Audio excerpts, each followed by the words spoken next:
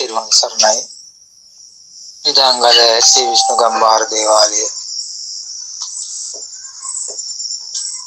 අද දින මා කතා කිරීමට සූදානම් වන්නේ බුදුන්ට සහ දෙවියන්ට පහන් ආලෝකයේ දැල්වන්නට නිමක් නැති ලෙඩ දුක් කරදර බාධක සම්බන්ධව.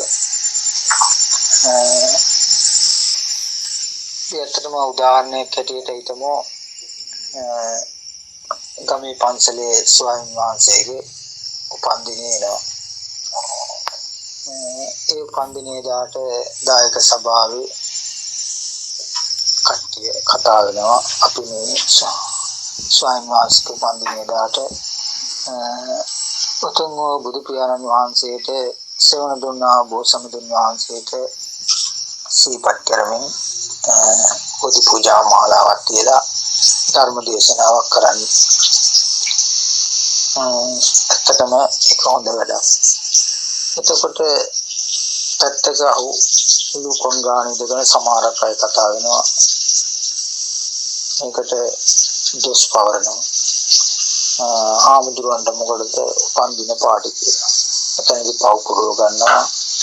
මේ අය තමයි බුදුන්ට සහ දෙවියන්ට පහන් ආලෝකයේ දැල්වෙනකොට මේ ආත්මේ ප්‍රාත්මවලත් ඉදිරි ආත්මවලත් නිවක් නැති ලෙඩ දුක් කරදර බාධක ඇති වෙන්නේ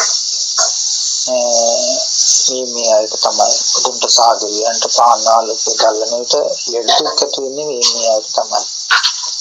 ඒගොල්ලෝ අපි තාම සාමාන්‍යයෙන් හිතමු ගමේ දේවාලේ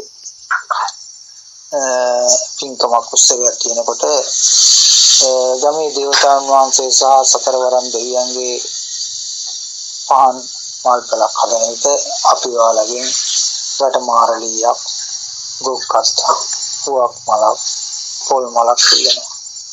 මේ ඉල්ලනකොට ඔයාලගේ මූණ කළු වෙලා කැලි වැටිලා යටිසිත මේකට උදව් උපකාර කරන්න හිත දෙන්නේ නැහැ. මේ වගේ දෙයකට හිතේ සතුටින් සද්ධාවෙන් මේ වගේ මේ පින්කම කරගන්න ඕනේ. මේක ඇවිල්ලා දෙවියන්ගේ නිවහන, දෙවියන් වඩින ස්ථානේ. මේක නිවහන. ඒ වගේ තමයි එතන තමයි දෙවියන් වඩින්නේ. ඉතින් මේකට සමනාප කරගන්න ඕනේ නැහැ. සතුටින් මේ වගේ දේවල් දිය යුතුයි. ආන් ඒ වගේ වුණාමත් ආන් ඒ වගේටත් කවදාවත් සුව නොවන ලෙඩ දුක් කරදර බාධක ඇති වෙන එක් හේතුවක් තමයි. ඒ වගේම මම දැකලා තියෙනවා ඒ ගෙවල් වල වැටායිනේ මල් හිටවල තියෙනවා. ඔය පාසක අම්මලා විහාරස්ථානට දෙවලට යනකොට කයි යන ගම මලක් දෙකක් කඩාගෙන යනවා. ඊට පස්සේ මේක දැකලා ඔන්න බයින්න පටන් ගන්නවා. එතකොට ඔයාලා ওই ගෙදර පෙරලි වඳින බුදුන් දෙවියන්ට තමයි මේ උපාසකම්මත් මේ ගිහිල්ලා වන්දනාමාන කරලා මේ මල පූජා කරන්නේ.